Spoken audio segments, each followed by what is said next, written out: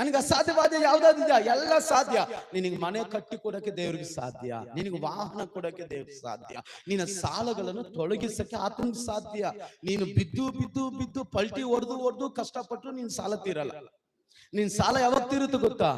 ಆತನ ಪಾದದಲ್ಲಿ ಬೀಳುವಾಗ, ಆತನ ಪಾದದಲ್ಲಿ ಬೀಳುವಾಗ ಆಗ ನಮ್ಮ ಸಾಲ ತೀರುತ್ತೆ. ಹಲ್ಲೆಲೂಯ. ನಾವು ಮಾಡೋ ಕೆಲಸ ಬ್ಲೆಸ್ಸಿಂಗ್ ಆಗಿರುತ್ತೆ, ನಮ್ಮ ವ್ಯಾಪಾರ ಬ್ಲೆಸ್ಸಿಂಗ್ ಆಗಿರುತ್ತೆ, ನಮ್ಮ ಜೀವಿತ ಚೆನ್ನಾಗಿರುತ್ತೆ. ಕಾರಣ ನಾ ಮನುಷ್ಯನ ಮುಂದೆ ಬಿದ್ದಿಲ್ಲ, ನಾನು ದೇವರ ಪಾದದಲ್ಲಿ ಬಿದ್ದಿದ್ದೇನೆ. ಹಲ್ಲೆಲೂಯ. ನಂಬುವವರು ಮಾತ್ರ ಕೈ ತಟ್ಟಿ ಹೇಳ್ರಿ, ನಾನು ದೇವರ ಪಾದದಲ್ಲಿ ಬೀಳುವವನಾಗಿದ್ದೇನೆ. ಹಲ್ಲೆಲೂಯ. ಆಮೆನ್. ಎಷ್ಟು ಜನ ಸಂತೋಷವಾಗಿದ್ದೀರಾ? ಲೂಕನ ಸುವಾರ್ತೆ 9ನೇ ಅಧ್ಯಾಯ 14ನೇ ವಾಕ್ಯವರೆಗೂ ಬರ್ಕೊಳ್ರಿ. ಇಬ್ಬರು ಪ್ರೇಯರ್ ಮಾಡಕ್ ಹೋಗ್ತಾರೆ. ಒಬ್ಬನು ಹೇಳ್ತಾನೆ, ಸ್ವಾಮಿ ವಾರಕ್ಕೆ 2 ಹೊತ್ತಿ ನಾನು ಉಪವಾಸ ಮಾಡ್ತೀನಿ, 10ರಲ್ಲಿ 1 ಭಾಗ ನಿನಗೆ ಕೊಡುತ್ತಾ ಇದ್ದೀನಿ.